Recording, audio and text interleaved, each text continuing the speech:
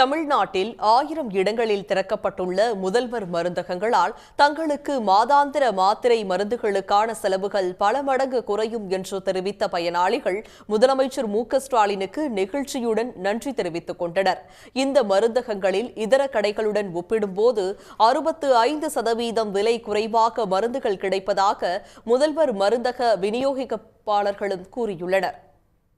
இப்போ பார்த்தீங்கன்னா இந்த மருத்துவம் பார்த்தீங்கன்னா இன்னும் நல்ல பெனிஃபிட்டாக நிறைய இல்லாத ஏழைகள் நிறைய பேர் இருக்காங்க. அவங்களுக்கு நல்ல ஒரு யூஸ்ஃபுல்லாகவும் நல்ல பெனிஃபிட்டாகவும் இருக்குங்க. 20லேருந்து 90% டிஸ்கவுண்ட்டுன்னு பார்த்தீங்கன்னா இப்போது ஃபார்மா மெடிக்கல் பார்த்தீங்கன்னா ஒரு எம்ஆர்பி கொடுத்துருப்பாங்க. ஃபார் எக்ஸாம்பிள் ஒரு 100 ரூபா மெடிசன்ஸ்னு வச்சுக்கோங்களேன்.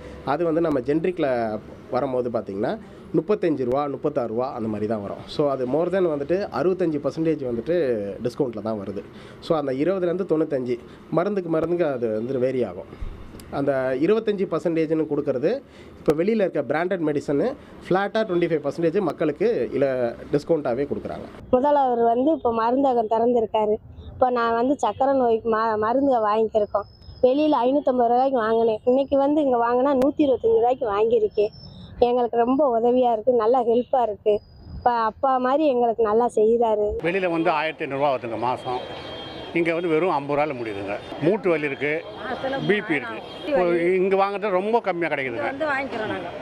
இனிமேல் இங்கேயே கண்டினியூ பண்ணுறதா இருக்கிறோம். டாக்டரும் கேபினும் நாங்கள் அமைச்சிருக்கிறோம். இது மூலமாக வந்து மக்களுக்கு வந்து மருந்தும் கம்மியாக கிடைக்கும், ப்ளஸ் டாக்டரோட கன்சல்டேஷனும் ஃப்ரீயாக கொடுக்கலாம்னு நாங்கள் நினைக்கிறோம். நாங்கள் வந்து கண்டிப்பாக நாங்கள் செய்வோம். நாங்கள் எங்களுக்காண்டி முதல்வர் இதை செஞ்சுருக்கிறாரு. நாங்கள் மக்களுக்காண்டி இதை நாங்கள் செய்கிறதுக்கு கண்டிப்பாக செய்ய நினைக்கிறோம். நாங்கள் வந்து உடனுக்குடன் செய்திகளை தெரிந்து கொள்ள சன் நியூஸ் பெல் ஐகானை கிளிக் பண்ணுங்கள்.